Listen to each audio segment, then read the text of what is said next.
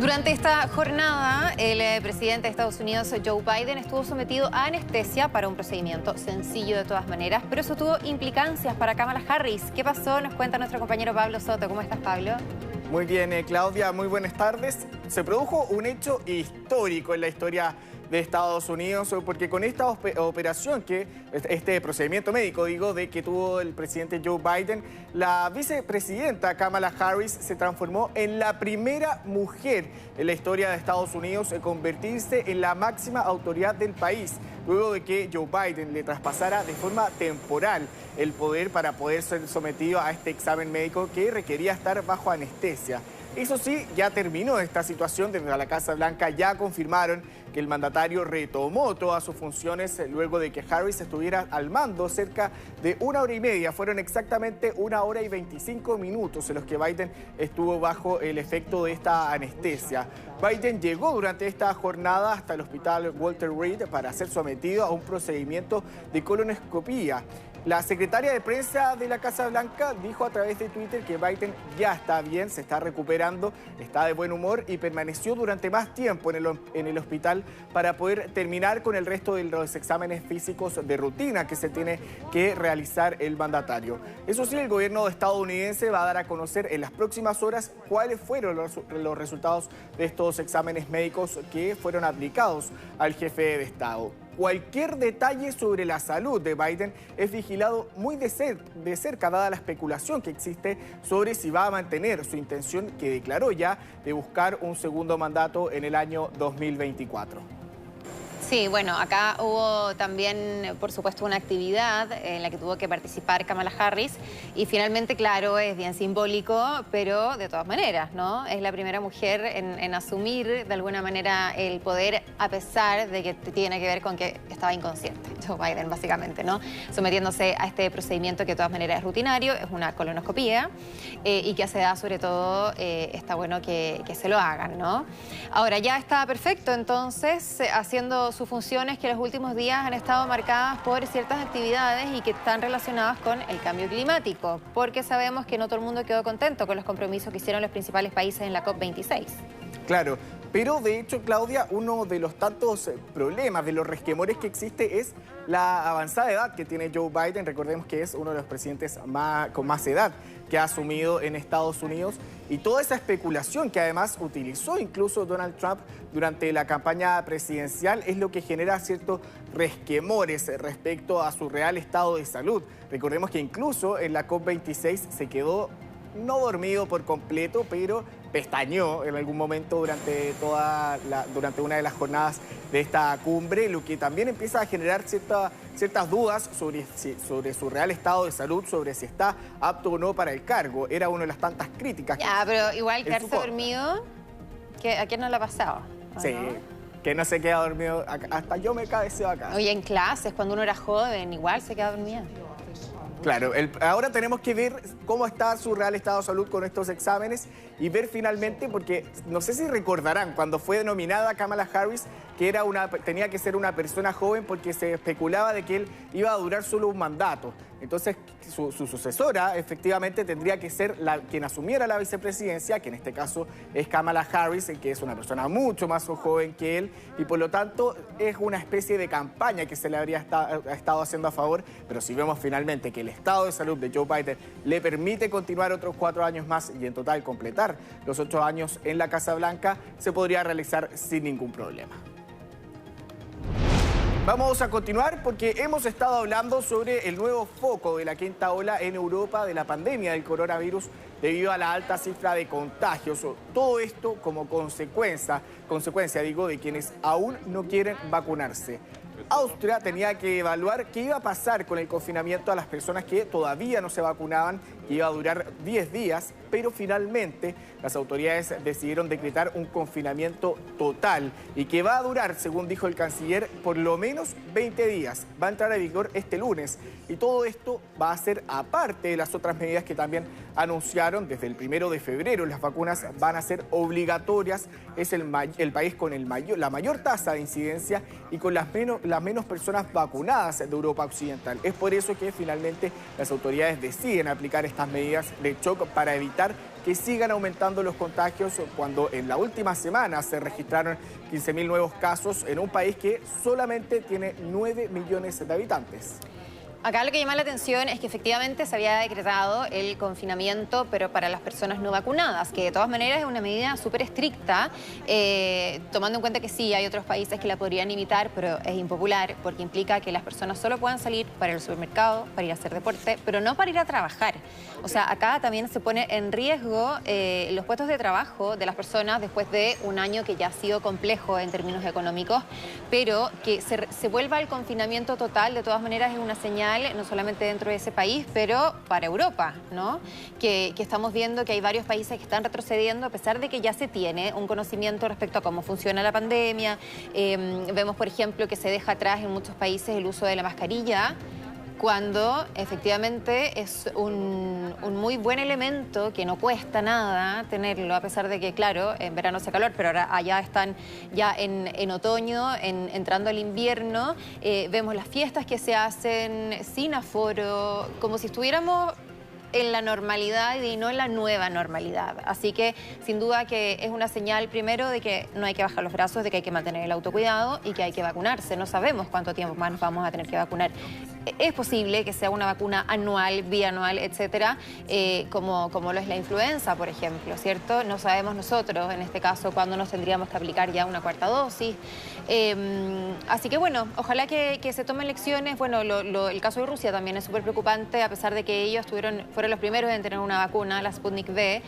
Hay mucho recelo por parte de la población también para vacunarse. Claro, ese ha sido uno de los principales problemas que existen en Europa y es la baja tasa de vacunación que existen en la mayoría de los países. Pero el problema es que ahora los expertos están diciendo que, como sabemos, la principal época de transmisión del virus se produce en invierno por estar en espacios cerrados y ahí es donde se empiezan a relajar en algunas de las medidas más primordiales para evitar la propagación del virus, como por ejemplo el uso de las mascarillas. Es por eso que las autoridades están evitando que el invierno se pase encerrado y encerrar antes a la población para así en el invierno ya estar con algo de normalidad y evitar que estén completamente encerrados en esa época, porque finalmente les va a afectar la economía, también el normal funcionamiento de todo el país. Por lo tanto, por ahora las autoridades dicen que van a confinar por 20 días, pero van a volver a evaluar esta medida cuando se esté cumpliendo ya los 20 días y viendo si la tasa de incidencia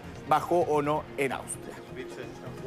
Bueno, y estábamos hablando de las vacunas y tenemos buenas noticias, pero en Estados Unidos los laboratorios Pfizer y Moderna anunciaron que sus vacunas de refuerzo fueron aprobadas para todos los mayores de 18 años en Estados Unidos. Es una autorización de emergencia que llega en un momento crítico cuando están entrando en los meses de invierno, tal como lo habíamos mencionado en el caso de Austria, y están enfrentando además en el país norteamericano un creciente número de casos nuevos de COVID-19, pero también de hospitalizaciones, que es algo que está ocurriendo en todo el país de forma transversal en Estados Unidos. Todo esto según lo indicó el director ejecutivo de Moderna, Stefan Bancel. De esta forma, según señalaron las autoridades norteamericanas, se amplió la campaña del gobierno para reforzar la protección y adelantarse al aumento de casos de coronavirus, sobre todo, como lo habíamos mencionado, en invierno. Pero habían algunos estados, al menos 10, que ya habían comenzado a ofrecer estos refuerzos en las vacunas para los adultos mayores y con esto además recalcaron el llamado a este grupo etario para que se acerque a aplicar esta dosis de refuerzo. Vamos hasta China, digo, porque la Organización de Naciones Unidas pidió saber dónde se encuentra la tenista china Peng Shuai, quien desapareció de la esfera pública hace 2 semanas tras denunciar que había sido víctima de abusos sexuales por parte del ex vicepresidente de ese país y uno de los colaboradores más cercanos del actual mandatario Xi Jinping. Se desconoce su paradero desde que la deportista formuló todas estas acusaciones el pasado 2 de noviembre contra el político Zhang Gaoli, quien fue, como les decía, el vicepresidente entre los años 2012 y 2017. Peng lideró el 2012 el ranking mundial de dobles y ganó Wimbledon y Roland Garros, lo que la llevó además a la cúspide del tenis en su país. La Asociación Femenina de Tenis ha expresado la inquietud por la seguridad de la jugadora, sobre todo luego de que la televisión estatal presentara una supuesta carta que había escrito la tenista en donde estaba negando que estuviese desaparecida y que afirma que solo estaba descansando en su casa y que además todas las acusaciones que había realizado a través de la red social china eran totalmente falsas, no eran ciertas. Bueno, Serena Williams, Djokovic, Feliciano López, hay muchos tenistas que han demostrado su preocupación a través de sus redes sociales, específicamente de Twitter, ¿no? Para saber dónde está Peng Shuai. Llama muchísimo la atención, lógicamente, que ella desaparezca después de haber entregado esta información, que por supuesto se tiene que investigar. Ahora, sí, hay distintas hipótesis. Podría haber sido que, en definitiva, se fue a alguna parte justamente para evitar algún tipo de represalias o que, en definitiva, hayan existido estas, ¿no? Y que ella en este momento se encuentra en riesgo y que es lo que no se sabe. ¿Qué pasa con el supuesto agresor? Porque de ella no se sabe nada, pero ¿qué pasa con él?